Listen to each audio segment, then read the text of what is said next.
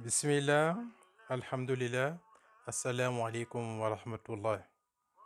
C'est le jour de la naissance de Mohammed sallallahu alayhi wa sallam. Miséricorde et salut d'Allah sur lui et sur sa famille. Ainsi, Allah décida d'accorder sa miséricorde à l'humanité par son intermédiaire. Wa ma arsalnaka illa rahmatan lil alamin. Et nous ne t'avons envoyé qu'en miséricorde pour l'univers. Tout ce que Allah nous attribue relève de sa miséricorde pour nous. Et il nous a envoyé le prophète sallallahu alayhi wa sallam comme représentant de cette miséricorde. La naissance la plus importante fut la sienne.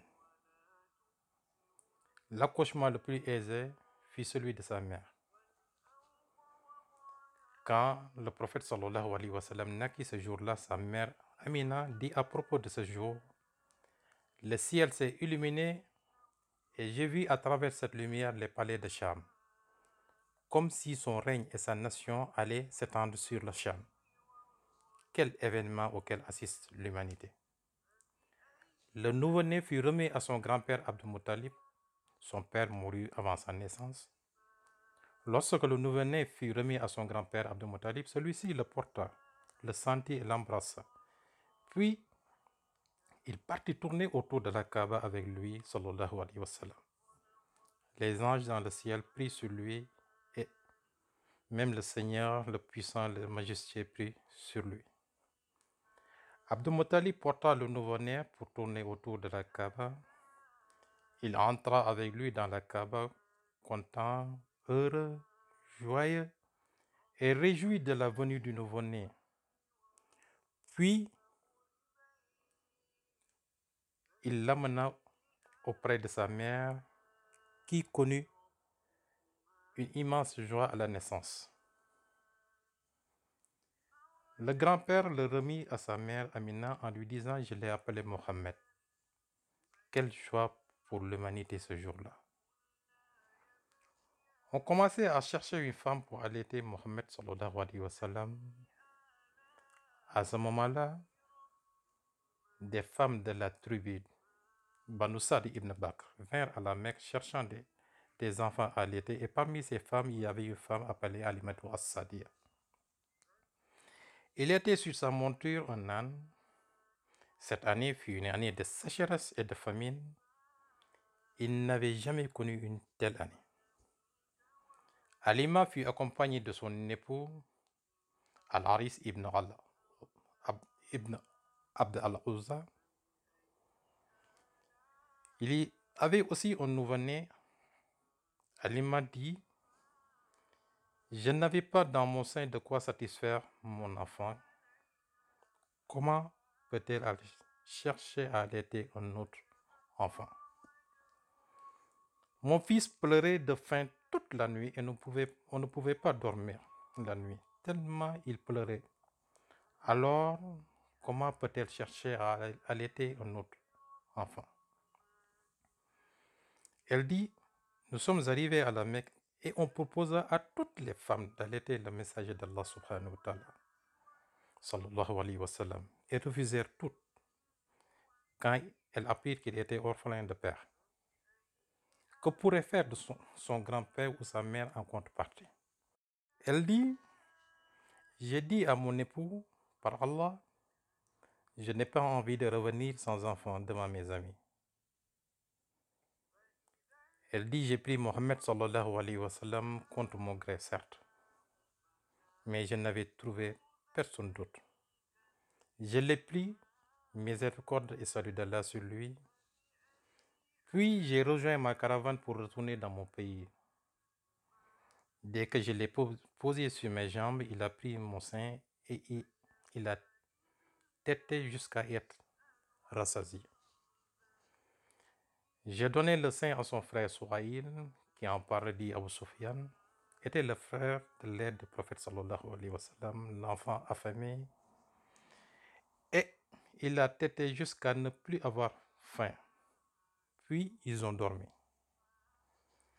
Mon fils n'avait pas bien dormi depuis des jours. Le matin, mon époux me dit: cet enfant que tu as pris renferme une bénédiction. Puis Halima dit, je prie Allah que ce soit le cas. Même la chamelle que nous possédons n'avait pas de lait, mais sa mamelle s'est remplie. Même l'âne que je montais a commencé à se hâter, au point que les femmes m'ont demandé ralenti. Ô Halima, où est l'âne sur lequel tu es venu? À la Mecque, elle dit, mais c'est celle-ci. Les femmes l'ont dit, par Allah, cette âne a quelque chose. Tout cela n'est dû ni à l'âne, ni à la chamelle, ni au lait. Cela vient de la meilleure créature d'Allah subhanahu wa ta'ala. À chaque endroit où il y a Allah, il fut béni. Elle dit, nous avons marché des jours jusqu'à notre cité, la cité de Sa'd ibn Bakr. Quand nous sommes arrivés à notre ville, alors que ce fut une année de sécheresse et de famine, toute la verdure avait disparu. Il ne nous restait plus de lait ni de nourriture. Dès que le prophète sallallahu alayhi wa sallam est arrivé, notre bétail s'est rempli de lait et il n'avait plus faim. Chaque jour, nous les faisons paître et ils revenaient pleins de lait. J'allaitais mes enfants et rien ne nous manquait. Quant au bétail de mes voisins, celui-ci était affamé. Ils me regardaient et se disaient entre eux, envoyez vos troupeaux avec ceux de la fille de Abu Zuhaib, c'est-à-dire Halima. Ils envoyaient le troupeau avec les miens revenaient les ventres pleins et les leurs les ventres vides. Ce lait ne venait ni d'Halima, ni de ce bétail, ne venait pas grâce à cet endroit, mais il s'agit de la bénédiction du prophète sallallahu alayhi wa sallam. Halima disait, 2 années de bonheur et de bénédiction passèrent, nous n'avons jamais vu de pareil. Après 2 ans, l'allaitement toucha à sa fin. Je fus obligé de le rendre à sa mère, même si c'était contre mon gré. Elle ne voulait plus le rendre. Quand je l'ai rendu à sa mère Amina, je lui dis, laisse-le avec nous. J'ai craint pour les maladies de la Mecque. Sa mère refusa, mais j'insistais jusqu'à ce qu'elle accepta. Je revins alors avec lui en espérant sa bénédiction. Halima aimait cet enfant. Et quand il revint chez nous, pendant qu'il jouait avec son frère, apparurent 2 hommes vêtus de vêtements blancs. Le frère de lait du prophète sallallahu alayhi wa sallam eut peur et s'empressa d'appeler sa mère Halima. Nous sommes revenus et nous avons vu 2 hommes vêtus de vêtements blancs tenir le prophète sallallahu alayhi wa sallam. Ce ne sont pas des hommes, ce sont des anges. Ils l'ont tenu et l'ont couché par terre. Ils ouvrirent sa poitrine, sortirent son cœur et la lavèrent dans une tasse d'eau. Puis ils le remirent à sa place et sa poitrine se referma. Quand nous sommes arrivés à lui, nous avons remarqué que son visage avait changé de couleur et je l'ai serré contre moi et je l'ai amené chez moi. Alam nashal laka sadraka, n'avons-nous pas ouvert pour toi ta poitrine? J'avais peur pour lui quand Halima vit ce qui s'est arrivé au prophète sallallahu alayhi wa sallam, à savoir la fente de sa poitrine. Elle eut peur, ainsi que son mari. Tu es consciente de ce qui lui est arrivé, peut-être qu'un mal lui arrivera. Rendre à sa famille, disait son mari. Alors Halima partit avec Mohammed sallallahu alayhi wa sallam pour le rendre à sa mère Amina. Elle entra chez elle et Amina lui demanda, que c'est-il? Qu'est-ce qui t'amène? Halima répondit, Allah a fait grandir mon fils sallallahu alayhi wa sallam et je crains que quelque chose lui arrive. Alors je te l'ai amené comme tu le voulais. Sa mère dit, tu étais si attaché à lui, ô Halima. Elle dit, il y a autre chose, informe-moi alors. Amina insista jusqu'à ce qu'Alima lui parle de l'avènement de la fente de la poitrine. Sa mère ne s'inquiéta pas. Elle dit à Alima, crains-tu pour lui, Satan? Alima répondit, oui, par Allah, j'y crains pour lui. Alors, Amina dit, confiante, Satan ne peut rien contre lui. Mon fils aura un grand avenir. Puis il lui dit, tu veux que je t'informe d'incidentes choses à propos de lui? Alima répondit, dis-moi.